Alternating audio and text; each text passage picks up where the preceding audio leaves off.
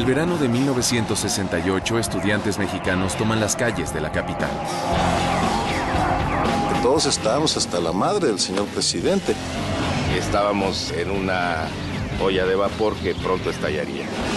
Y termina en un acto de sangre que conmueve al país. Era una cosa terrible. La gente caían muertos por todos lados. Era una sinfonía ahí de llanto, gritos, horror. A quienes lo comparan con la matanza de Tiananmen. Jamás se los perdono. Jamás. 4 décadas después, muchas interrogantes siguen sin respuesta. ¿De dónde salieron esos francotiradores? ¿Quién los armó?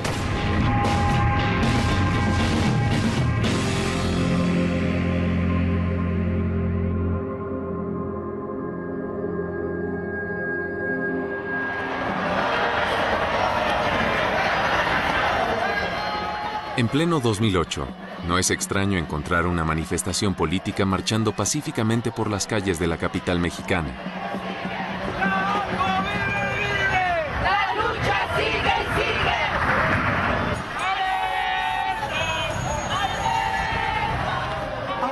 La policía mantiene distancia, sin interferir en el derecho ciudadano a manifestarse públicamente. Pero en México no siempre ha sido así. Y algunos de los que marchan hoy lo saben en carne propia.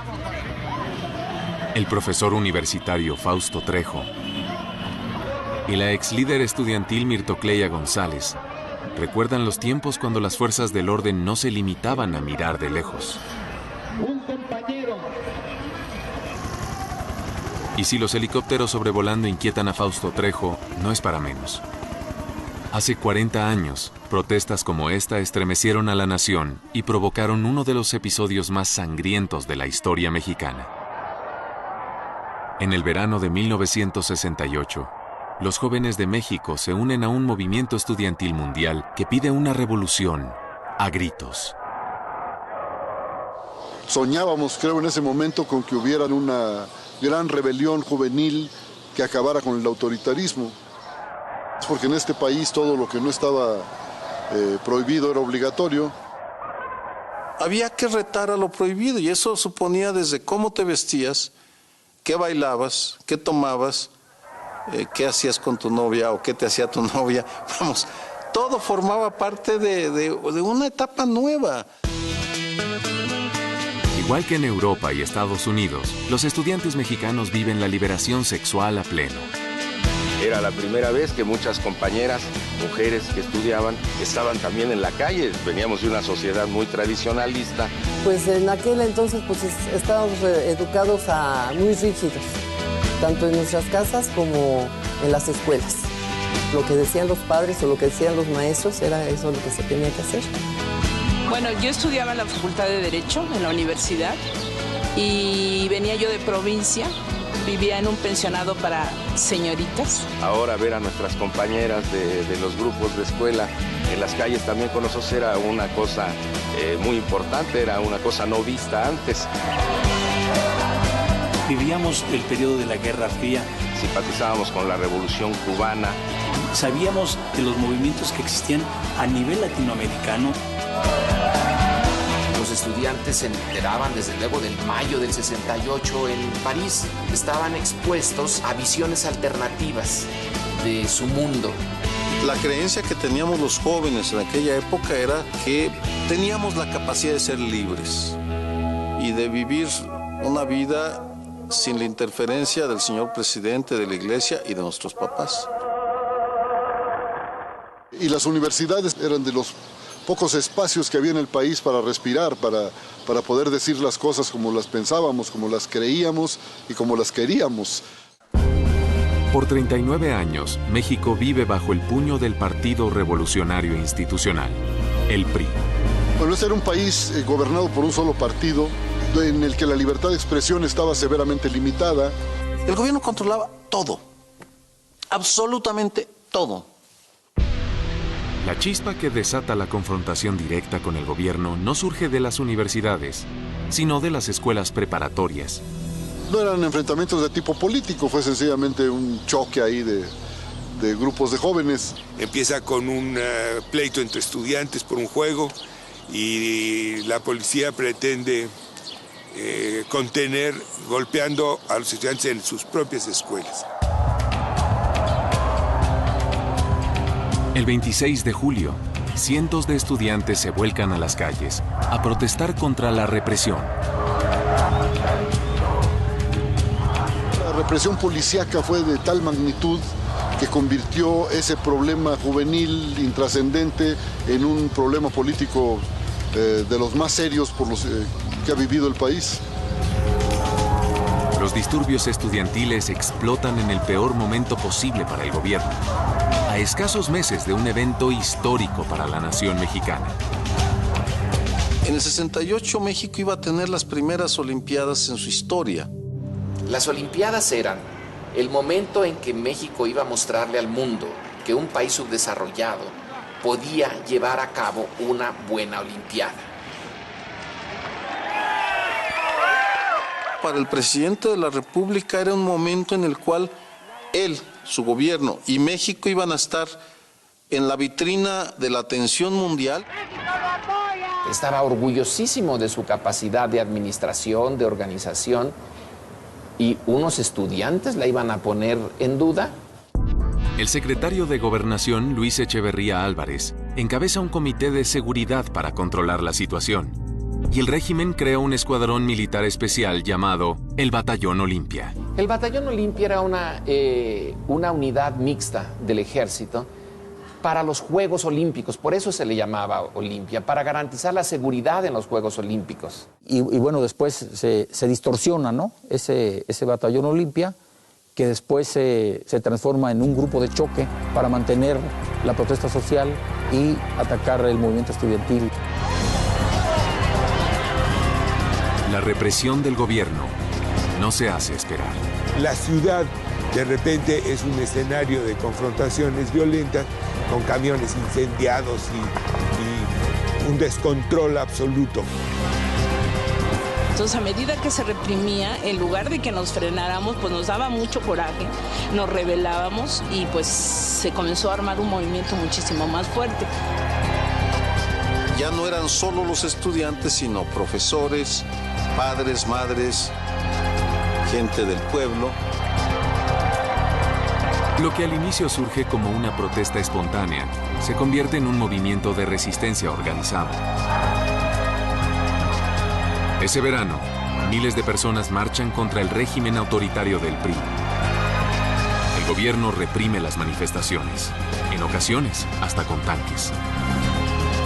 El presidente de la República sintió que su autoridad estaba siendo amenazada y empezó a resentir que en público los estudiantes le gritaran fascista, represor, y que insultaban al presidente, pues fue como una bocanada de aire fresco, porque todos estábamos hasta la madre del señor presidente. El presidente Díaz Ordaz para nosotros representaba lo más absurdo, lo más negativo, lo más obsoleto de una figura presidencial. Era un hombre muy, muy feo, con una gran dentadura, y le gritaban chango, hocicón. En las marchas que se daban y que llegaban al Zócalo, mucha gente, en forma espontánea, lo que gritaba, sal al balcón, hocicón, ¿verdad? Porque queríamos dialogar. Se quería una negociación pública con el presidente de la República. ¿Con quiénes? Con los estudiantes, que no era la iglesia, no era el gran capital, no era el ejército, eran quiénes. Así que el presidente obviamente no podía aceptar eso. Hemos sido tolerantes hasta excesos criticados, pero todo tiene un límite. Y no podemos permitir ya que se siga quebrantando irremisiblemente el orden jurídico como a los ojos de todo mundo ha venido sucediendo. El presidente Díaz Ordaz lanzó una serie de amenazas brutales en contra del movimiento. Lo que hace es recurrir de inmediato a la ocupación de la ciudad universitaria. El presidente ordena la detención de los líderes estudiantiles. optaron por ocupar el campus de la ciudad universitaria en la idea de que de ese modo acabarían con el movimiento. Yo estaba en la facultad y comencé a oír muchísimo ruido y es impresionante oír las botas de los militares cómo avanzan. Y hubo grandes batallas que se enfrentaron a balazos. Arrestan a más de 800 jóvenes, pero las principales figuras del movimiento logran escapar. A pocas semanas de los Juegos Olímpicos, el Distrito Federal parece estar bajo ley marcial. Estábamos en una olla de vapor que pronto estallaría. Los líderes estudiantiles convocan a un mitin el 2 de octubre para responder a la crisis. El lugar, la Plaza de las Tres Culturas en el barrio central de Tlatelolco. Miles llegan sin sospechar que el gobierno ha decidido acabar con el movimiento estudiantil durante el mitin.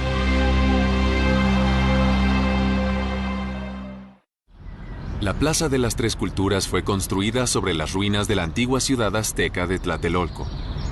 Frente al sitio arqueológico está la iglesia colonial de Santiago. Detrás, una torre moderna ocupada por la Cancillería mexicana. El edificio Chihuahua cierra la plaza hacia el este. Es el lugar perfecto para una emboscada. La Plaza de las Tres Culturas es un anfiteatro natural. Está rodeado de edificios muy altos que ven a una gran plaza. El 2 de octubre de 1968, miles de personas llenan la explanada frente al edificio Chihuahua, ajenas a la confrontación que se avecina. Nosotros llegamos de la forma más inocente, con la manta de la Facultad de Derecho, y todavía llegamos temprano, puesto que nos ubicamos ahí enfrente. Vi que mucha gente estaba arribando a la plaza y en cosa de unos minutos la plaza estaba totalmente llena. Había de todo. Obreros, estudiantes, vecinos, había muchísima gente. Algunos manifestantes traen a sus hijos. Otros llegan con amigos. Yo iba con mi novia, con la prima de mi novia y el novio de la prima de mi novia. En la plaza efectivamente no se percibía los signos de peligro. Pero en las calles que rodean la plaza se movilizan varios escuadrones militares. Todo lo que nos llegaba, porque nos llegaban compañeros, el ejército está moviendo. Pero ¿cuántas mítines, cuántas manifestaciones no vimos la movilización del ejército? Muchas veces. Tlatelolco estaba rodeado de tanques, de camiones de policía, de camiones militares. Sabíamos que podía producirse algo, pero no creíamos que fueran a reprimir a una multitud inerme. Bueno, entonces el mitin empezó a transcurrir tal como estaba planeado, de manera normal. Los líderes hablan desde el tercer piso del edificio Chihuahua. Me dirigía a todos los de aquí de la plaza, ¿sí? En esta parte de aquí. Entonces empecé a ya anunciar al primer orador. Desde un punto estratégico en el techo de la iglesia, una figura solitaria vigila el mitin. Empezaron a volar unos helicópteros sobre la plaza y los ruidos de las aspas de los helicópteros suenan como ametralladoras. Aparece el maldito helicóptero que lanza una luz verde más o menos a esa altura. A aquella altura de la iglesia empezó a caer una luz verde. Cuando yo vi las luces de bengala, yo dije, pues, ¿qué onda, no? O sea, uno no sabe que es una señal de atacar. Y de repente algo como una corriente eléctrica recorrió a la gente. Y los líderes de ese momento, el líder que estaba hablando dijo, no pasa nada, calma, no pasa nada. Y entonces empiezan los primeros disparos. Tratamos de correr hacia la salida que da a la iglesia y nos llevaría hacia el sur de la plaza, pero ya venían los soldados cargando hacia nosotros. Los soldados avanzan a trote entre las ruinas aztecas. El avance de los soldados bloquea 2 de las salidas de la plaza, forzando a los manifestantes a correr en una sola dirección.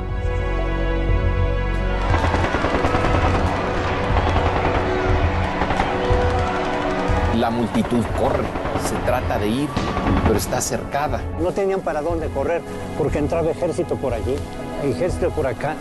Venían con el marrazo, la bayoneta puesta en la punta de los fusiles. De las azoteas del edificio Chihuahua aparecieron bastantes metralletas a dispararle al contingente que estábamos aquí. Pues era un correr para todos lados. Y nosotros gritando, no corran, son de salva. Nos asomamos y pues ¿cuál? Pues, se caían.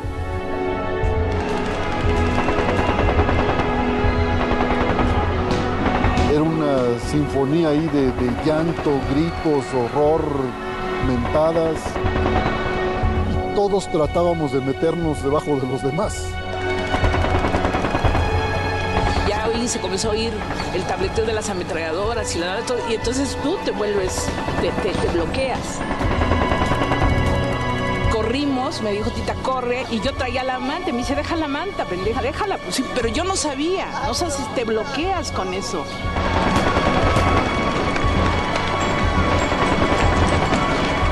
Era una cosa terrible, era una cosa que la gente corría para todos lados, la gente caía muertos por todos lados, la gente tropezaba con los muertos. Yo quedé precisamente allí, abajo de esa asta, que no me pude levantar, las piernas se me doblaban. Y un muchacho, más o menos como de tu edad, más o menos, se acerca y me dice, maestro, vámonos, porque si lo ven lo matan. Yo recuerdo que estaba encima de otros cuerpos, que yo mismo tenía encima a otra gente. Recuerdo perfectamente que tenía yo la corva de una chica en mi cuello, que me impedía pues levantarme. Y así estábamos todos, algunos heridos, muertos.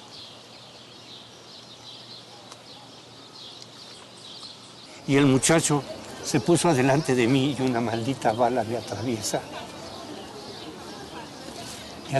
la cabeza. Lloraban, sobre todo las mujeres. Tratábamos de consolarlas, consolábamos a las otras compañeras que ni conocíamos.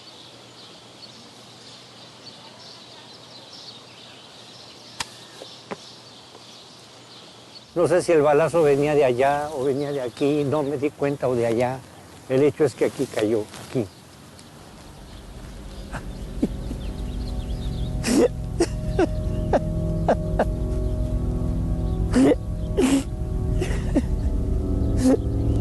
Ay, es lo más tremendo de mi vida.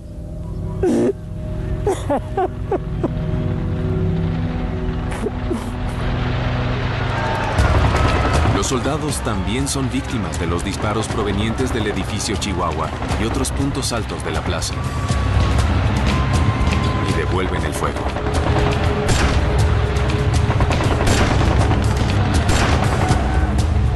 En el tercer piso del edificio Chihuahua, los líderes estudiantiles buscan refugio. Los que pueden se alejan del balcón. Corrimos hacia los elevadores, ¿sí? Y nos encontramos que salieron aquí los de guante blanco. Son enfrentados por un grupo de hombres armados, cada uno con un guante blanco en la mano izquierda. Y nos dijeron, van para atrás. Entonces todos pues, espantados nos fuimos para atrás y al suelo, hijos de la chingada, que aquí los vamos a tronar. Nos empezaron a bajar. Primero nos jalaban hacia las escaleras, arrastrando. De ahí nos entregan al ejército y nos llevan a la parte de abajo y nos ponen con las manos en la pared, nos obligan a bajarnos los pantalones. Casi todos los líderes del movimiento son capturados esa noche. Muchos son golpeados. Ahí estuve hasta que nos llevaron en los camiones y nos llevaron a un lugar desconocido. Finalmente, supongo que como a las 8:30 de la noche, empezaron a mover cadáveres, a levantar heridos.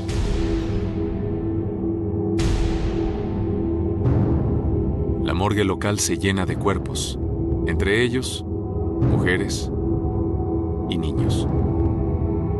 La cifra exacta de muertos sigue siendo un misterio. Nunca pensamos que el espíritu genocida del gabinete de la Changa Díaz Ordaz fuera tan criminal para hacer esto.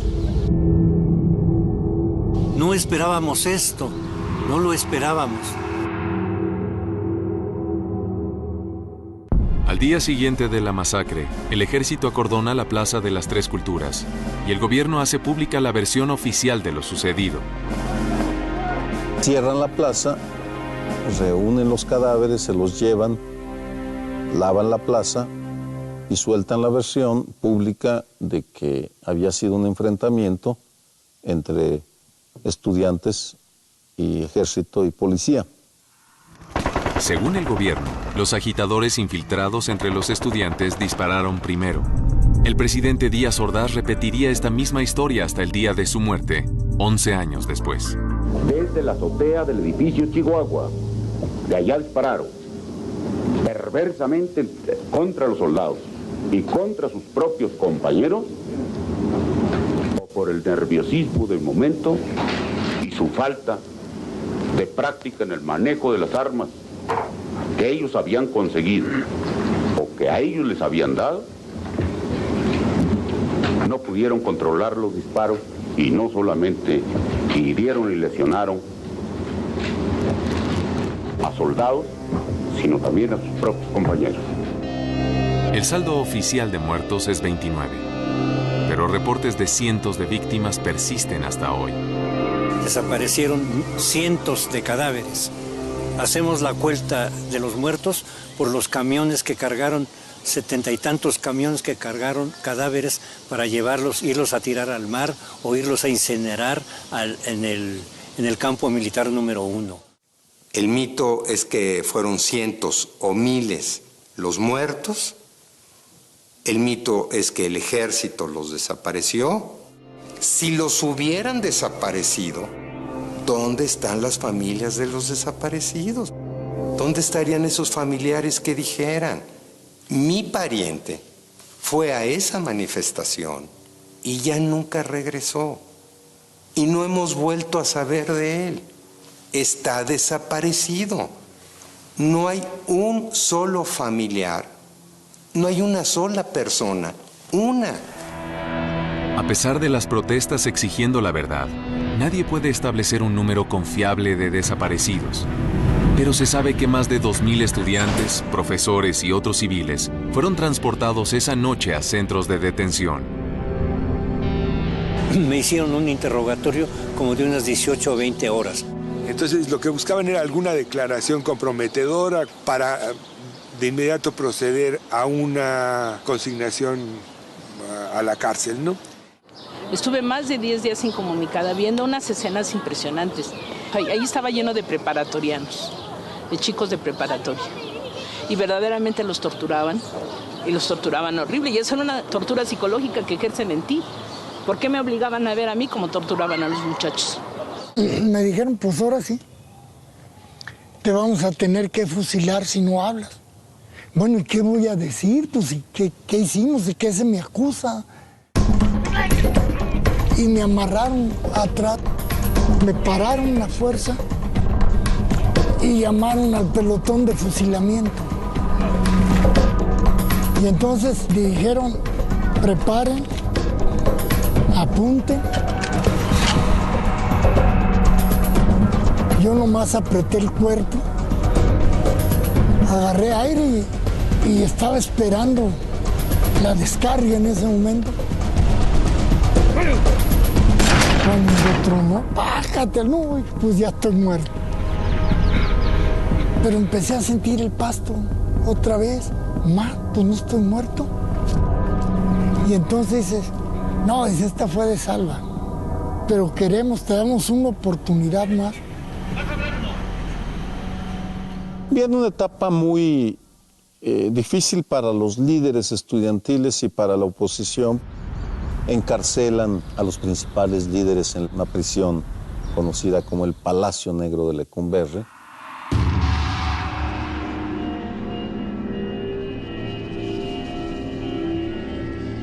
Ahí estaba mi celda. Este es el lugar donde el gobierno de México ocultó la infamia. Este era un pasillo. Aquí así estaba ya la propiamente celda.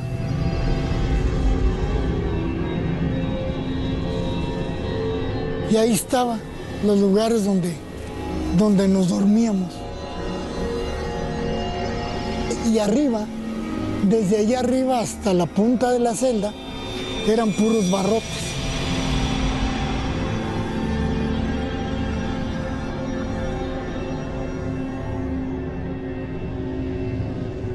Y permanecimos en el bote casi 3 años, ¿no? Lecumberri era una cloaca, una cosa horrible. Yo no podía creer que yo, un estudiante de buena familia, entre comillas, pudiera estar en una prisión de presas comunes, como si fuéramos viles delincuentes. Nos trataron como delincuentes. Y esos son los delitos de las autoridades que nunca se van a pagar. Jamás se los perdono, jamás. Los días previos a los Juegos Olímpicos, el régimen continúa la persecución a disidentes.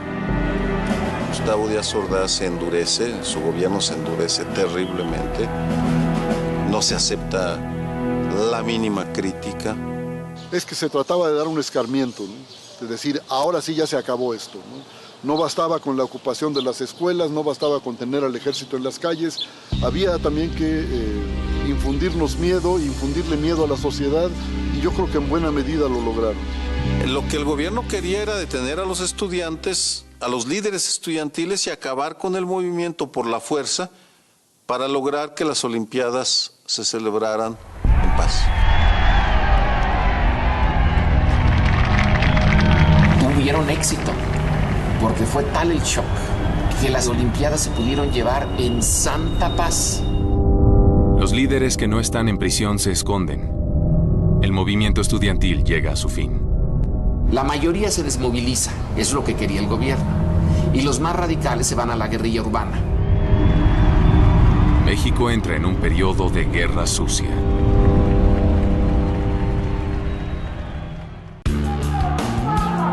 ¿Qué sabemos a ciencia cierta de los sucesos de ese 2 de octubre? Los investigadores oficiales y extraoficiales concuerdan en que el gobierno puso en marcha un complot que incluiría víctimas civiles y militares.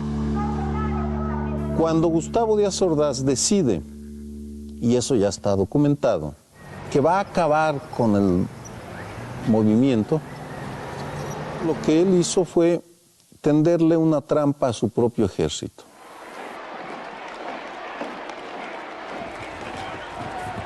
Los destacamentos militares arribaron a la plaza, desde las 11 de la mañana se empezaron a mover y a las 4 de la tarde ya había presencia militar considerable.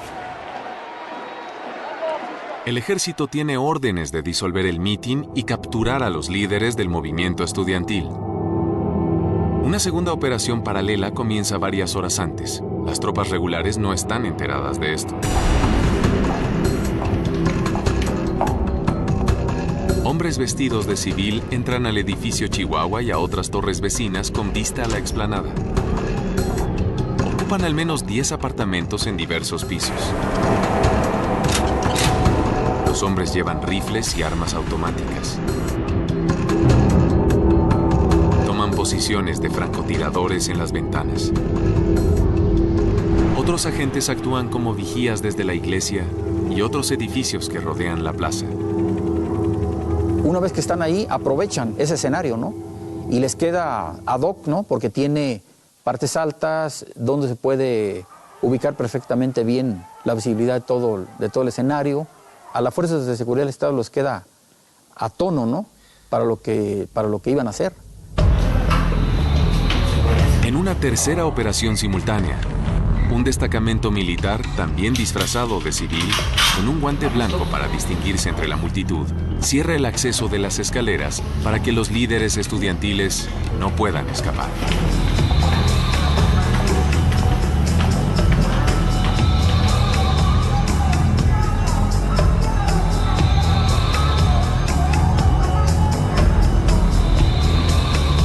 En los departamentos, los francotiradores esperan a que el helicóptero suelte las bengalas y abren fuego.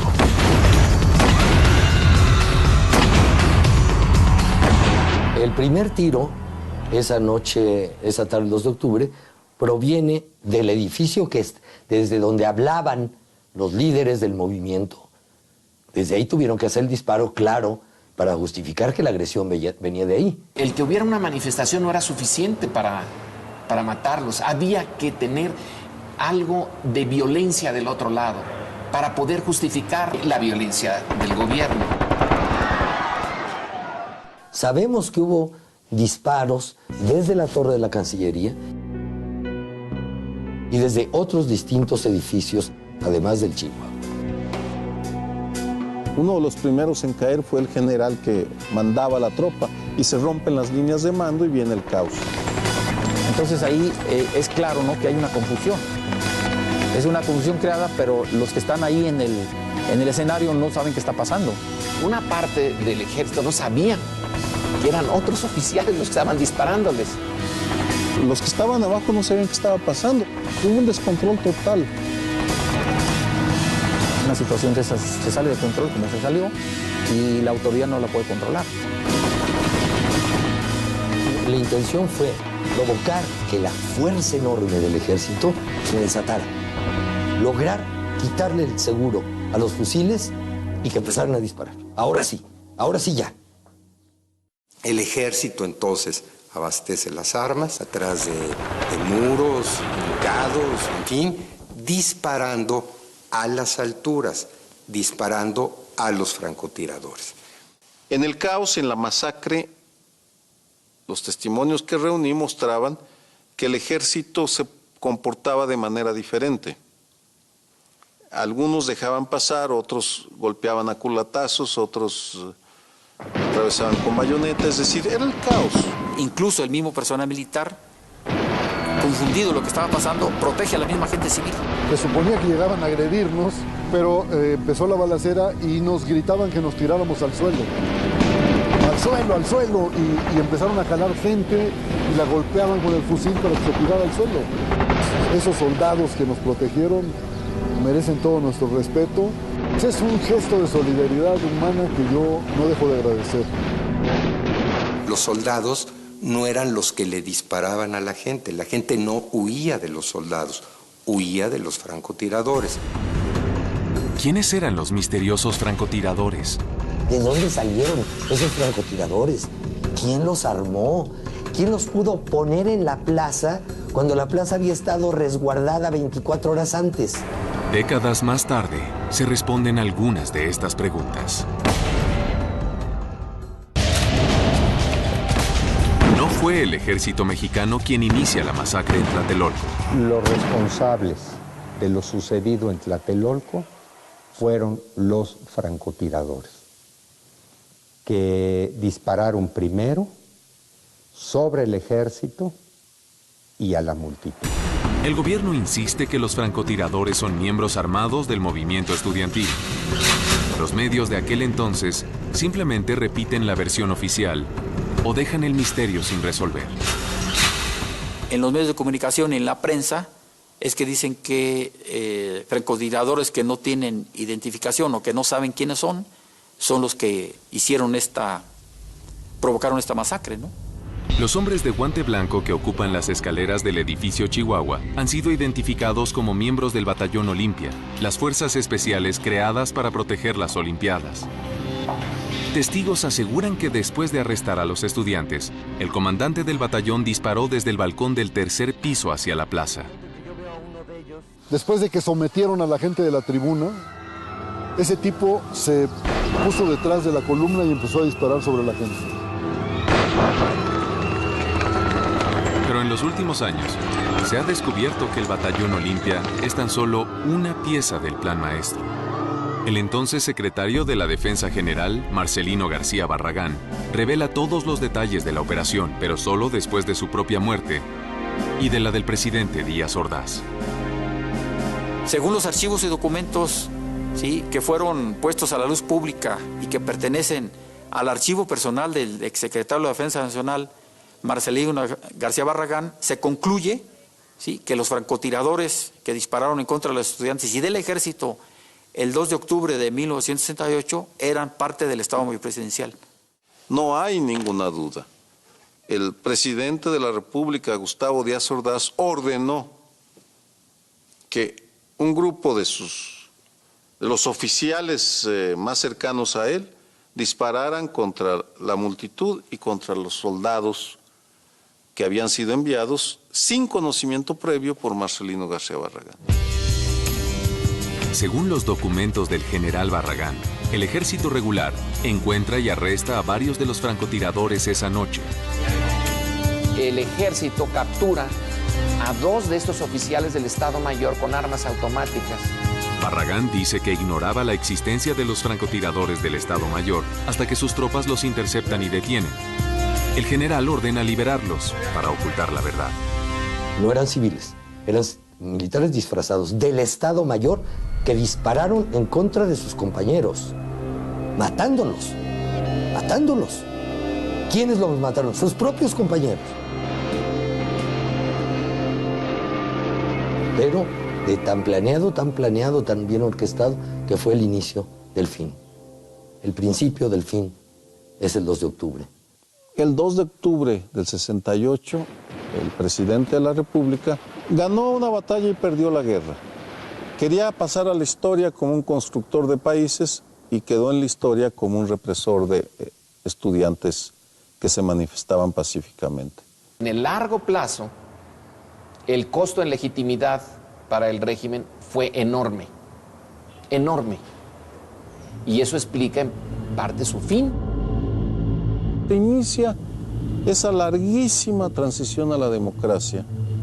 Se aceleraron las fuerzas que varias décadas después desembocaron en elecciones confiables, en un México algo mejor.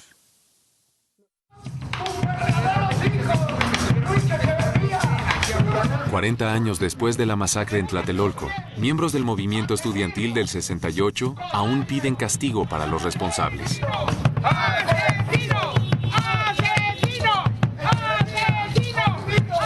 Pero en el 2008, solamente un miembro importante del régimen de Díaz Ordaz se mantiene vivo para enfrentar las acusaciones. Se trata del entonces secretario de Gobernación Luis Echeverría Álvarez, encargado de la seguridad interna del país en 1968. 2 años después fue el sucesor de Díaz Ordaz en la presidencia de la República. El fiscal especial acusó a Echeverría de genocidio. Pero tras años de acciones legales y presiones políticas, el caso aún no se ha llevado a juicio. El ex jefe de seguridad se encuentra bajo arresto domiciliario en la Ciudad de México. Cada año, el 2 de octubre, venimos a la casa de Luis Echeverría a recordarle que está preso. Se le acusa de ser coautor del genocidio del 2 de octubre. Está en su casa, pero la verdad es que es una prisión. Y yo, que padecí prisión, sé lo que es estar preso, aunque sea la jaula de oro. Pocas fiscalías han llegado tan alto, al titular del Ejecutivo y al jefe del Estado. Los mexicanos pudimos hacerlo.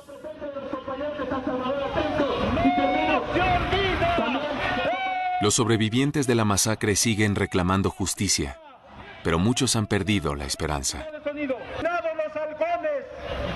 Yo creo que los actuales gobernantes, los jueces, pues prefieren que se mueran y que se vayan a la tumba personas como Echeverría y los militares que tuvieron a su cargo el operativo del 68 antes que se reconozca que son culpables. Hoy venimos marchando los familiares de los compañeros universitarios que fueron masacrados en territorio de Ecuador. La posibilidad de encontrar justicia se desvanece aún más cuando el gobierno del presidente Felipe Calderón clausura la Fiscalía Especial en el 2007. La Fiscalía fue desaparecida sin pena ni gloria y ahora todavía estamos peleando porque no se destruyan los archivos recopilados, la documentación que obtuvo esa Fiscalía, que es muy valiosa para establecer al menos la verdad.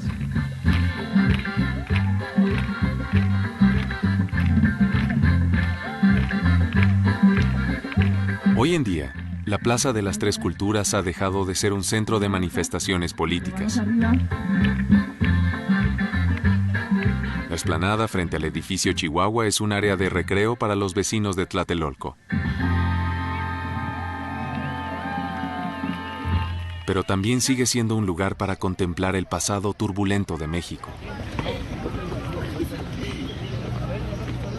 Fausto Trejo regresa a Tlatelolco, invitado a compartir sus recuerdos con grupos que visitan un memorial a las víctimas del 68. Hoy habla con un grupo de estudiantes de preparatoria. Trejo considera esencial que las nuevas generaciones entiendan el alto precio que otros pagaron por las libertades políticas de hoy. Esto se está llevando a cabo con los estudiantes para que ellos en carne propia vivan y vean lo que sucedió. Luego, el grupo conmemora a las víctimas de Tlatelolco con una pequeña ceremonia. Mis compañeros no están ni muertos ni olvidados. No ha sido en balde nuestras luchas. La historia está llena de tragedias, pero la historia está llena de enseñanzas. La historia está llena de ejemplos. La historia está llena de paradigmas. Por eso digo que 2 de octubre es una gran enseñanza. Para algunos, Tlatelolco simboliza los grandes avances que ha dado México desde 1968. En México fue un parteaguas auténticamente. Cambió la mentalidad de muchos. Creo que desenmascararon la verdadera naturaleza política, la hipocresía, la falsedad de esa pseudodemocracia que se decía heredera de una revolución social, pero que ya no lo era más. Para otros, representa las huellas de un pasado sin resolver.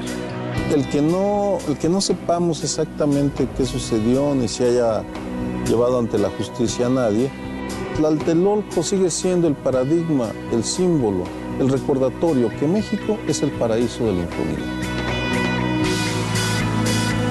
Esta deuda histórica que tiene México con su pasado, mientras sigamos caminando con las sombras y fantasmas del pasado no esclarecido, no lograremos fundar sino sobre arena.